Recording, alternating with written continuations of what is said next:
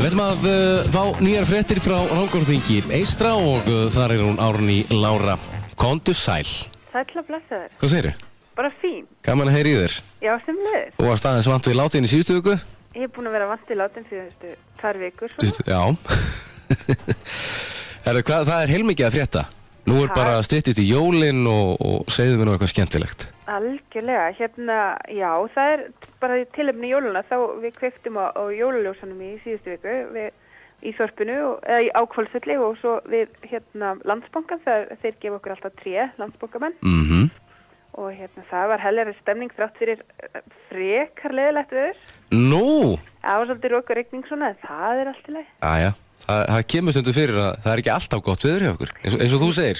Já, nei, en það var bara, það voru allir svo glaðir, þetta skipti engu máli. Já, nákvæmlega. Þannig að, já, þetta var í síðustu viku og svo núna framundar, það eru bæði aðventu svona samkoma í Stórólfskógskirkju, 8. desember. Ok.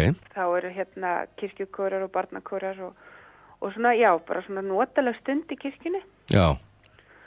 Og jólatónleikar tónlistaskóla Rangæinga, þeir halda 2 tónleika, nemendur og starfsfólk, það er 10. og 11. desember. Frábært. Þannig að, já, það er svona að byrja svona, hvað maður að segja, svona uppgjörstónleikar og já, svona ýmislegt í gangi hjá bæði skólum og kirkjum og annað sem að tengist jólunum. Já, það er ekki nema 20 dagar í jólinn, hann eða? Það líður svakalega hratt. Það er alveg svakalega. Maður svona gerir sér ekki alveg grein fyrir því. Nei, einmitt.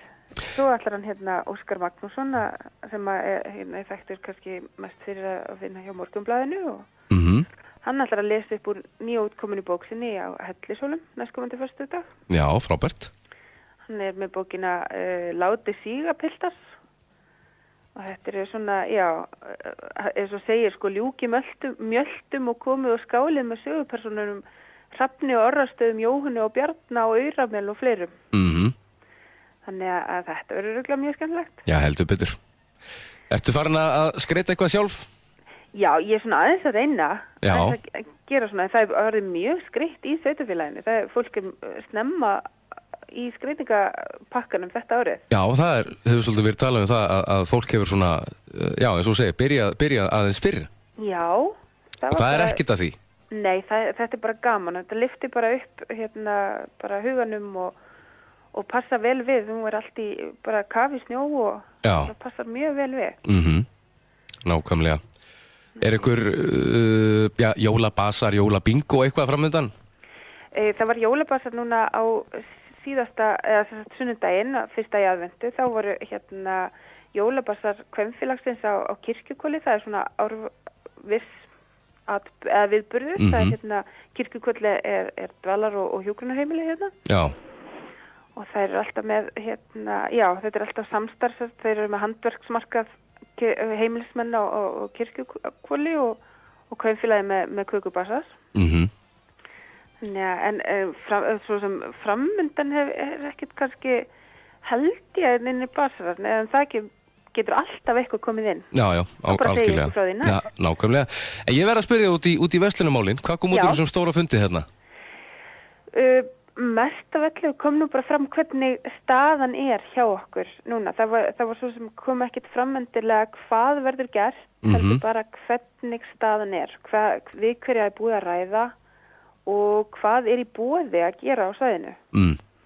Og eins og Ísól og Gylfi fór yfir að þá er búið að ræða við öll þessi stærstu verslunarfélög eins og Kaupás